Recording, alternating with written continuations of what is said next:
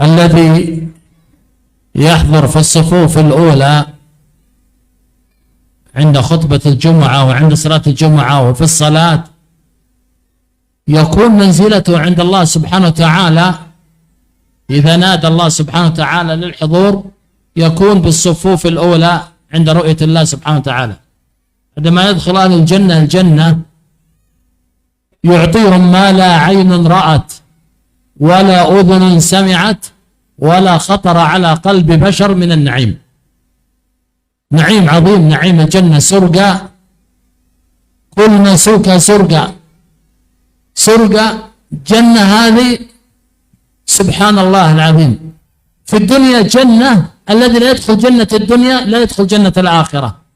جنة الدنيا أن تكون مؤمن موقن بالله سبحانه وتعالى، لا يهمك أي شيء ولا يضرك أي شيء، إيمانك معك.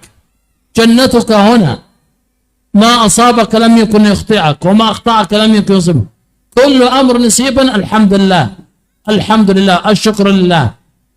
أصابني الغنى مال كثير الحمد لله، أصابني الفقر الحمد لله، أصابني الصحة والقوة والنشاط الحمد لله، أصابني المرض الحمد لله، يا الله أشفني. هذه جنة يكون المسلم مرتاح لأنه متعلق بالله، موقن بالله، يقيني بالله، يقيني بالله يعني قوة إيماني بالله، يقيني يعني يحفظني من شر شر. احفظوا هذه العبارة، يقيني بالله، يقيني يعني إذا أنا موقن بالله أوقى، ومن الوقاية يقيني الله من شر كل حاسد. فاليقين والإيمان بالله يوصل الإنسان أنه يعيش كأنه في جنة وهو في الدنيا يمشي بين الناس، لا هموم ولا ضغوط ولا أشياء تؤلمه وتركه، ما دام أمره كله لله وهو مملوك لله سبحانه وتعالى.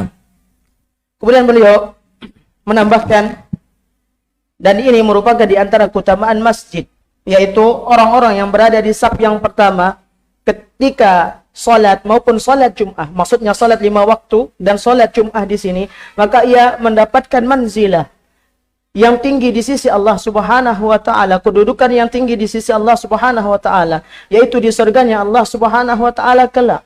Beserta akan mendapatkan keutamaan yang lebih dari itu, yaitu melihat wajahnya Allah Subhanahu wa taala di surga kelak. Kemudian beliau juga menyebutkan bahwasannya surga yang dimaksudkan di sini ada 2. Surga di dunia dan surga di akhirat.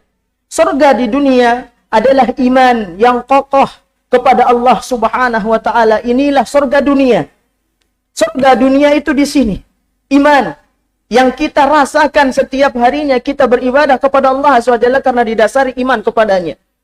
Kemudian surga yang kedua nantinya adalah surga di akhirat kelak. Dan dengan iman tersebut yang ada pada diri kita ini, maka ketika kita mengimani bahwasannya kebahagiaan, kesengsaraan, sakit, kemiskinan, kekayaan, semuanya datangnya dari Allah Azza wa Jalla. Iman dalam hati kita ini, inilah yang akan menjadikan surga bagi kita di dunia. Karena kemanapun kita akan melangkah, meskipun kita dalam kondisi apapun, ketika kita mengimani iman kepada Allah Azza wa Jalla, dialah yang memberikan rezeki, dialah yang menyembuhkan, dialah yang memberikan segala sesuatu yang dibutuhkan oleh hambanya, maka orang yang beriman kepada Allah Azza wa Jalla ini akan senantiasa merasa berada di dalam surga, yaitu surga di dunia sebelum surga nanti di akhirat kelak. Oleh karenanya ada kaidah yang penting sekali dan perlu kita hafal, kata beliau, yaitu yaqini billahi yakini. Saya yakin kepada Allah Azza wa Jalla, benar-benar yakin. Ini terus harus kita tanamkan di dalam hati kita.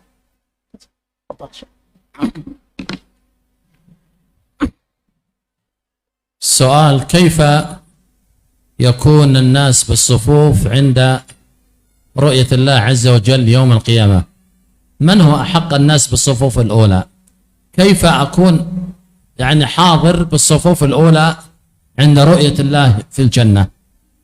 Pertanyaan, kata beliau, tadi beliau sempat membahas bahwasanya orang yang berada di saf pertama nanti akan berada di saf yang pertama di surganya Allah Azza wa Jalla untuk melihat wajah Allah Subhanahu wa taala.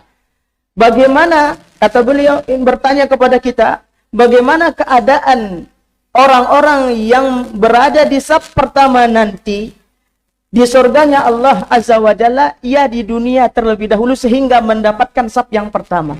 Siapa yang bisa jawab? Betul.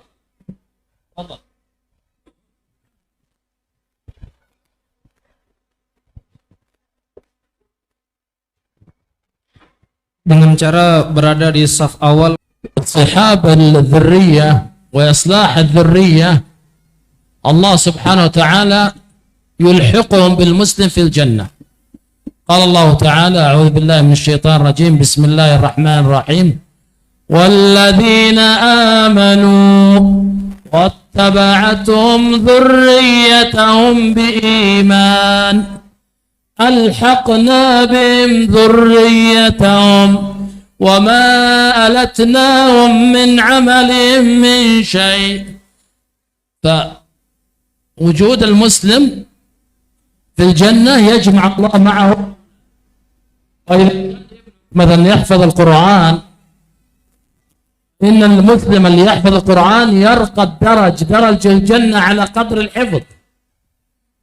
حفظ سبول جزء ترقى ما شاء الله 1 جزء kecil, setengah juz akal. Al-Quran kamil, Allahu Akbar, daraj. فإنه يقال له يوم القيامة ارقى ورتل كما كنت ترتل في الدنيا. Beliau menyebutkan orang yang memperhatikan atau islah dzurriyyah, memperhatikan bagaimana keluarganya, memperhatikan keluarga kita dalam hal keimanannya kepada Allah Azza wa Jalla dan dalam hal adab dan akhlaknya ini, maka Allah Azza wa Jalla nanti akan pertemukan mereka di dalam surganya Allah Subhanahu wa taala kelak. Dan hal ini berdasarkan firman Allah Subhanahu wa taala di dalam Al-Qur'an.